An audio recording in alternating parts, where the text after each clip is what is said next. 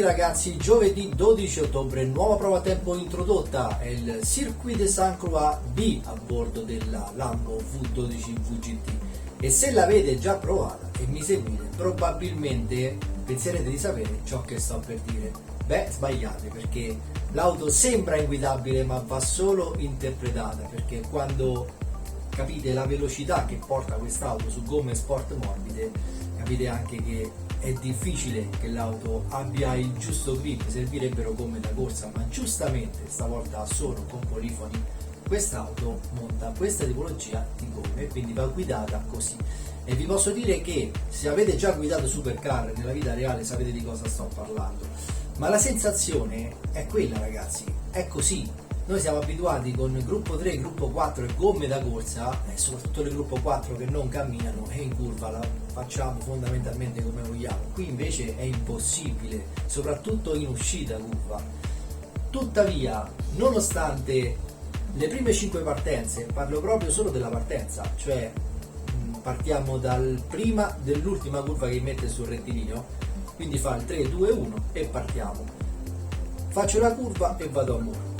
Riparto, faccio la curva, vado a muro, così per 5 volte dico sapete che cosa c'è, adesso io stacco, questa prova proprio non la faccio, poi invece dico fammela affrontare in maniera differente. Ho fatto il reset mentale, ho cancellato gruppo 3 e gruppo 4 con le quali ho corso in queste ultime settimane e sono ritornato alla mia mentalità di Tokyo e infatti sono riuscito a girare bene. Ho fatto 3 sessioni di giri, 2 da 15 giri, dove nella prima ho fatto quasi tutti i giri nulli, perché se toccate il muro, se prendete l'erba, comunque annulla il tempo. Nella seconda parte ho iniziato a girare bene, per poi dopo fare i giri veloci nell'ultima parte di gara, scendendo sotto i 2 minuti, ma ho ancora un secondo almeno da scendere. Io credo che il 58 alto sia alla mia portata tranquillamente e probabilmente mi ci metterò a divertire con questa prova. Quindi se vi siete spaventati non abbiate paura, perché è vero che non è facile, dovete solo scordarvi le auto da pista e cercare di capire che state su un'auto stradale. Ma come affrontare questo nuovo lap time challenge a bordo di questa autovettura?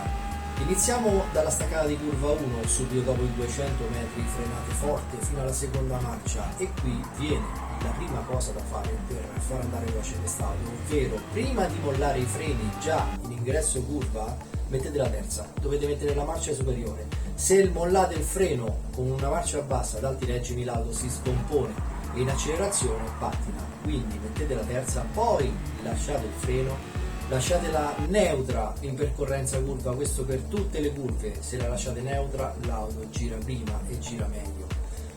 Mettete poi in terza giù tutto l'acceleratore, quarta marcia, arrivate in curva 2, lasciate leggermente l'acceleratore e anticipate l'ingresso curva, avete gomme sport morbide quindi gli ingressi curva vanno anticipati, per arrivare alla staccata di curva 3. Qui appena finisce il cordolo sulla curva 2 a destra li frenate, di terza a seconda andate a cercare subito il cordolo interno e terza marcia quando ancora siete con i freni premuti, quindi appena l'auto è dritta giù tutto il gas, arrivate in uno dei punti più difficili da interpretare di questa pista, perché non potete accelerare e non potete frenare, quindi trovate il giusto compromesso, guardate la velocità di percorrenza nel giro veloce che vedrete su come percorrerla, perché va fatta quasi tutta in maniera neutra, quindi senza accelerare e senza frenare, al massimo dei piccoli colpetti di freno o acceleratore per andare a colmare dei piccoli movimenti dell'auto, ma non di più.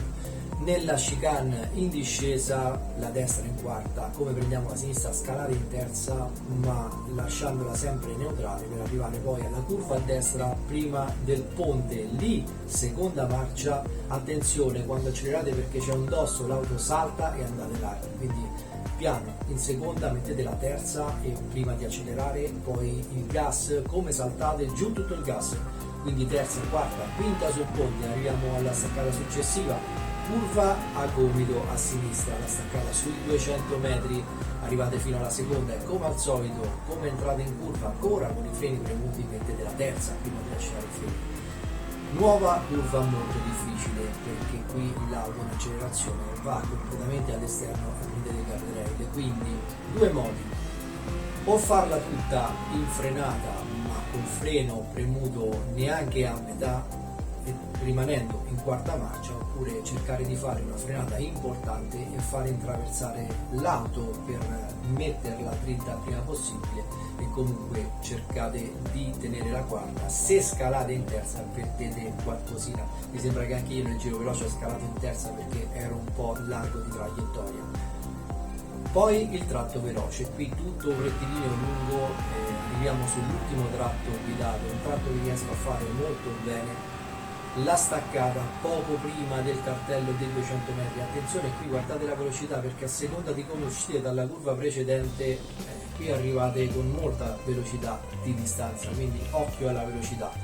Lì la staccata fino alla seconda marcia, come al solito la terza prima di lasciare il freno, quindi arriviamo alle due a destra successive, si fa la prima in terza, sempre in percorrenza, cercate di aiutarvi col freno a far girare un po' di più l'auto, mettete la quarta, tagliate tutta la curva a destra successiva, lasciate subito l'acceleratore, occhio a sinistra perché c'è la ghiaia e l'auto si scompone, perdete 3-4 decimi così al volo. Mettete quindi la quarta e cercate di fare tutto in quarta. Occhio anche qui, attenzione all'uscita curva perché c'è un arco d'osso, saltate proprio quando siete al limite col cordolo esterno. Arrivate quindi all'ultima curva, la staccata poco prima del cordolo a sinistra fino alla seconda marcia, nuovamente terza prima di mollare il freno, attenzione anche qui all'accelerazione che vi porta completamente fuori, giù tutto il gas, terza, quarta e siete arrivati, e speriamo come al solito che siete riusciti a fare l'oro. Guardiamo quindi insieme il giro veloce.